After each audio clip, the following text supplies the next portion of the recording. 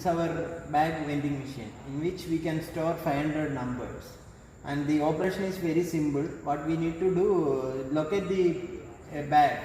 So it's in the, we kept in 201, 202, 203. So just like enter the code. So 203, I'm entering 203. So in that, for that we fix the price 1 rupee for a sample. So I am dropping 1 rupee now. So it start dispensing. So we can collect the bag from the bottom.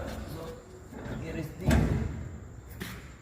bag. So again I am putting code as 201.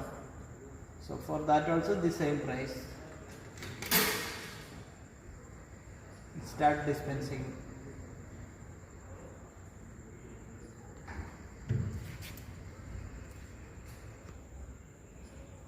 Yeah, that only, it's very simple.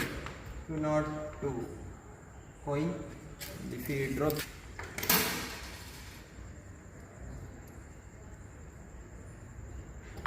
yeah, so we can collect the bag.